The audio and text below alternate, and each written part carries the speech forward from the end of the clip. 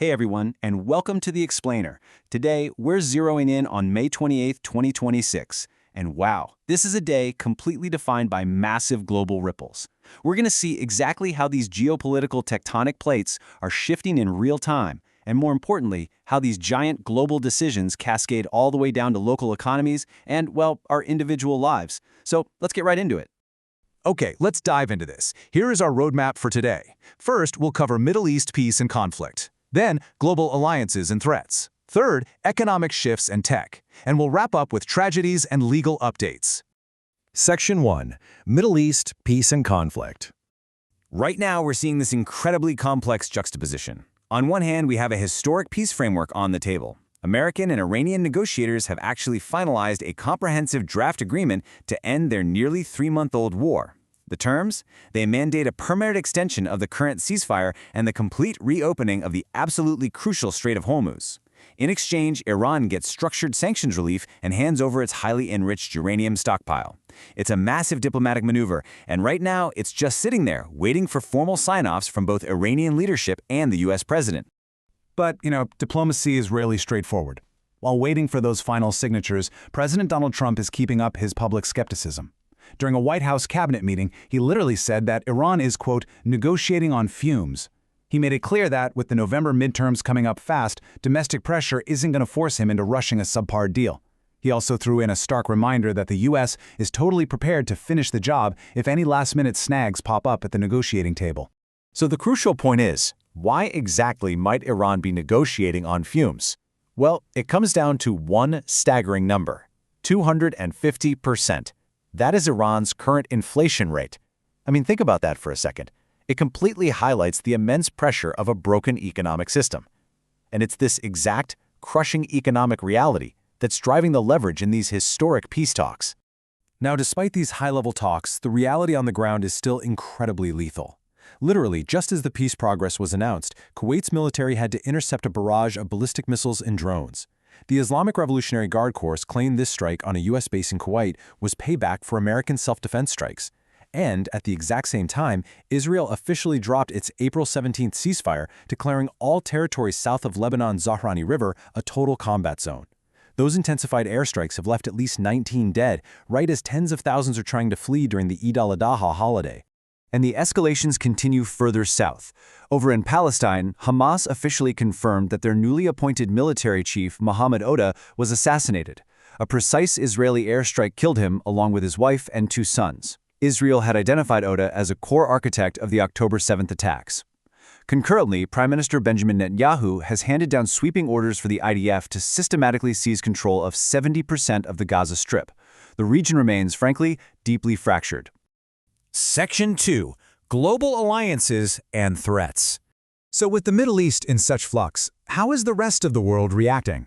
Well, they're maneuvering to avoid the fallout. U.S. Treasury Secretary Scott Bessent just announced a major diplomatic win for Oman. Muscat is officially opting out of Tehran's proposed plan to levy transit tolls on commercial ships in the Strait of Hormuz. By completely sidestepping Tehran's blockade framework, Oman successfully avoids the heavy economic sanctions that Washington was threatening. It's a really critical sidestep in a highly tense region. We're also seeing alliances shift when it comes to defense spending. Prime Minister Mark Carney just announced a rather surprising rejection of U.S. defense contractors. Instead of going with a competing Boeing model, Canada's actually purchasing a fleet of early warning planes from Sweden's Saab. Interestingly enough, they're deploying the GlobalEye platform, which is actually built on Canadian Bombardier jets, to secure and deter sovereign threats across the Arctic. And this tension, it's stretching across Europe and Asia all at once. Over in Europe, following its largest air blitz of the year, Moscow issued a really stark warning today.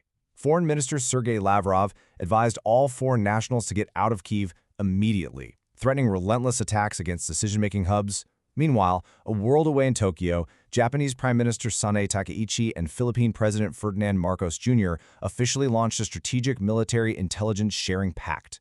This comprehensive strategic partnership is specifically designed to counter assertive Chinese maritime activity. The entire global chessboard is just highly active right now. Let's move to Section 3, Economic Shifts in Tech, and see how this builds. And this brilliantly illustrates how macro geopolitics crash directly into our domestic economics. Just look at Japan's official finance ministry data for April. The closure of the Strait of Hormuz isn't just some distant military issue, it is a full-blown industrial crisis. Japan's total imports of oil-derived naphtha cratered by 47%, and their imports specifically from the Middle East plummeted by nearly 80%. Now you might be asking, why does this matter to us? Well, naphtha is the absolutely essential compound for producing plastics and synthetic fibers. These global conflicts are literally choking the manufacturing lines of everyday consumer goods. Closer to home, we're seeing sweeping domestic policy changes that are seriously impacting global talent.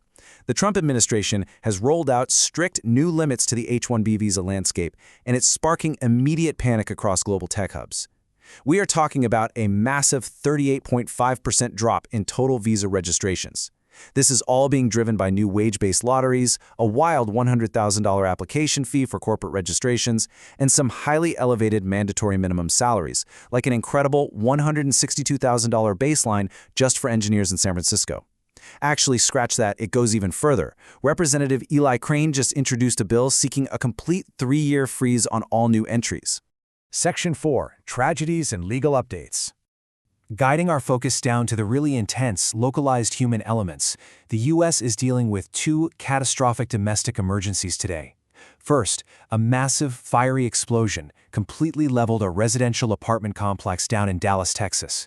Search and rescue teams are actively combing through the smoldering debris as we speak. Second, up in Longview, Washington, officials confirmed a tragic outcome after a chemical tank imploded at a paper mill. 9 workers are currently missing, 1 is confirmed dead, and emergency teams are desperately struggling to stabilize a structure that is actively leaking 900,000 gallons of caustic liquid. Internationally, 48. I really want to highlight that tragic number. That is the death toll from horrific internal warfare that just erupted deep within the jungles of Guaviare, Colombia. Coordinated security reports confirm that brutal territorial clashes over criminal routes and drug supply corridors between rival factions of FARC dissidents left at least 48 fighters dead. It's a very stark reminder of the lethal realities of localized disputes. Finally, in legal news, a major sentencing has closed a highly publicized, tragic chapter. Kenneth Iwamasa, the 61-year-old personal assistant to Friends star Matthew Perry, has just been sentenced to 3 years and 5 months in a federal penitentiary. Iwamasa had previously pled guilty to conspiracy to distribute ketamine causing death, openly admitting to injecting Perry more than 25 times in his final days. As we wrap up this explainer, we're really left looking at a world that is incredibly interconnected by conflict, policy, and tragedy. From the Strait of Hormuz directly crippling manufacturing in Japan to sweeping immigration policies completely reshaping the tech industry, the ripple effects are just immense. Which leaves us with this big question. With borders shifting and economies reacting so violently, how will today's policies shape tomorrow's reality? Thank you so much for exploring these complex issues with us today. Keep questioning, keep learning, and we'll see you in the next explainer.